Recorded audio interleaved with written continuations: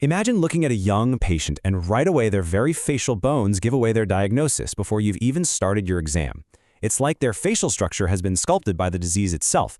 But here's the really tragic paradox, right? The exact same disease that's visibly reshaping their skull is also quietly, invisibly rusting out their heart. And it's that rusted heart that will ultimately decide if they survive into middle age. Welcome to today's Explainer, where we're breaking down thalassaemia major from first principles.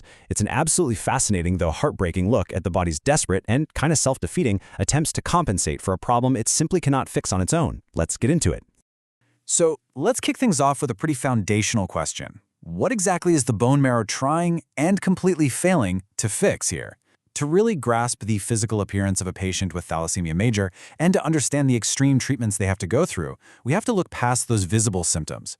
We need to go straight into the underlying pathophysiology. And it all starts with a broken partnership at the microscopic level. Okay, think about healthy hemoglobin. It relies on this incredibly precise, matched ratio of alpha and beta chains working together perfectly. But in beta thalassemia, thanks to an autosomal recessive mutation on chromosome 11, the synthesis of that vital beta globin chain gets totally messed up. When beta chain production fails, the alpha chains, which are still being produced totally normally by the way, suddenly have no partner to bind to. So we're just left with these dangerous, unpaired alpha chains floating around. And this broken partnership, it sets off a microscopic cascade of destruction. First, like we said, beta chain production fails. Second, those unmatched, lonely alpha chains don't just float around harmlessly. No, they actually precipitate inside the developing red blood cell precursors. And step 3 is where the real damage happens. These precipitates damage the cell membrane, effectively destroying the red cells before they can even make it out of the bone marrow.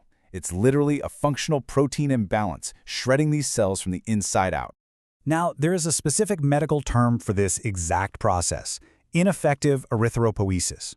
Basically, it means the destruction of red blood cell precursors inside the bone marrow before they can be released into circulation. I really want you to lock this concept in. Actually, scratch that, just memorize it, because this single mechanistic fact, these cells dying before they even enter the bloodstream, is the exact seed from which almost every single clinical finding in this entire disease grows. So the body senses this severe chronic anemia, right? It knows it needs more red blood cells. And how does it respond? Well, it responds the only way it knows how, with massive compensatory marrow expansion. The bone marrow drastically expands in this desperate attempt to just churn out more red cells to correct the deficit. But remember, the underlying genetic defect hasn't magically changed. Every attempt at making new cells is basically futile. So the marrow just keeps expanding and expanding, literally pushing outward into the bone itself, just desperately seeking more room to work. And this expansion happens most dramatically in the skull and facial bones, simply because they have the most room to accommodate it. Which brings us to the thalassemic phases. We see frontal bossing, enlarged cheekbones with a protruding maxilla, a depressed nasal bridge, and often severe dental protrusion and misalignment. But here is the absolutely crucial point. These striking orofacial changes actually indicate undertreated or undertransfused disease. See, a well-transfused patient will show far more subtle changes because adequate blood transfusions actually suppress the marrow's desperate need to expand in the first place. The face itself essentially acts as a visible marker of their treatment history. But the consequences don't just stop at the bones. Let's move down to the abdomen.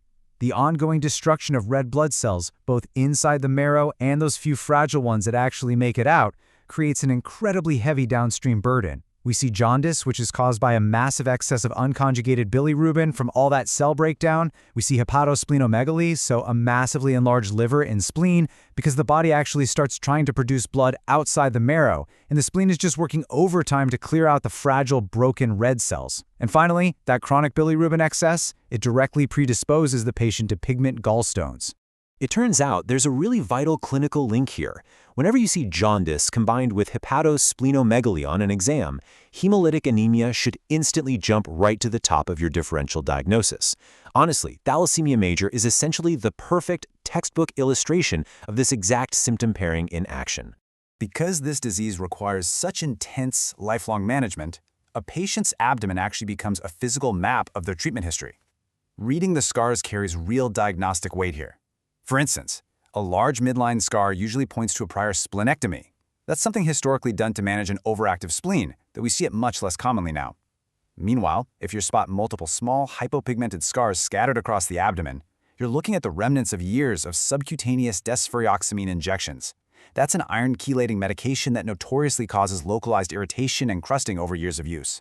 But wait, why is the patient taking a medication to strip iron from their body in the first place? Well, that brings us to a pretty dark, tragic irony. How does a life-saving treatment become the leading cause of death?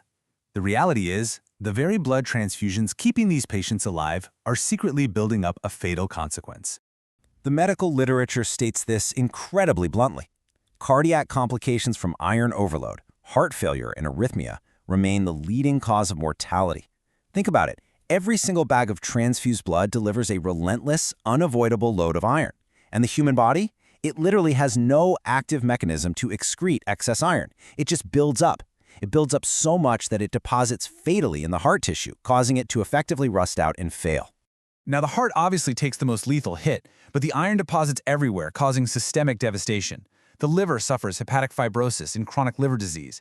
The endocrine organs just get clogged with iron, leading to diabetes, hypothyroidism, hypogonadism, and severe osteoporosis. And in patients whose iron accumulation begins in childhood, it causes profound growth retardation. All of this is just the heavy toll of trying to keep their hemoglobin levels up. Because of this, managing the disease becomes a genuinely delicate balancing act. You don't just pump patients full of blood, it's a highly calculated formula. Generally, we initiate long-term transfusions if hemoglobin drops below 7 grams per deciliter twice, or between 7 and 10 if there are severe symptoms. Then you target a pre-transfusion level above 9 to ensure you suppress that harmful bone-expanding marrow. But, and this is absolutely vital, you have to strictly cap the post-transfusion level below 12. Transfuse too little and the bones deform. Transfuse too much and you rapidly accelerate that fatal iron overload. You are literally walking a clinical tightrope. For decades, that tightrope of transfusions and iron chelation was the only path forward. But incredibly, we are no longer stuck in the past. We've entered a genuinely transformative shift, the era of gene therapy. Guys, this isn't science fiction, and it's not just an experimental frontier anymore. The treatment landscape has radically shifted toward genuine, curative intent options. The rapid, revolutionary leaps we've made in just the last few years are absolutely staggering. In 2022, the FDA approved betibeglogene autotem-cel, marketed as Zynteglo. And then just this past January in 2024, the FDA approved hexagamglogene autotem-cel, known as Casgevy. These are highly specialized therapies that offer the realistic possibility of complete transfusion independence for eligible patients. It's a total game changer. What's super fascinating here is how distinctly brilliant the molecular mechanisms of these two cures actually are. Zynteglo uses a lentiviral gene addition approach. It literally inserts a functional working beta-globin gene into the patient's own harvested stem cells before putting them back in. Casgevy, on the other hand, takes a totally different route, using CRISPR-Cas9 gene editing. Instead of trying to fix the broken adult beta-globin, CRISPR just bypasses the adult defect entirely by reactivating the production of fetal hemoglobin. Sure, both are complex procedures requiring stem cell harvests and specialized centers, but the underlying shift is incredibly real.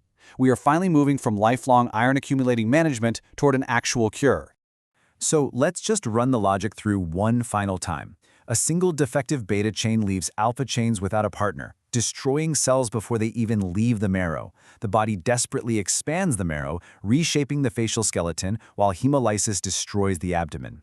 We intervene with life-saving transfusions, only to create a fatal iron burden that rusts the heart. We countered that impossible trade-off with careful guidelines, and now, finally, with the absolute miracles of CRISPR and lentiviral therapies.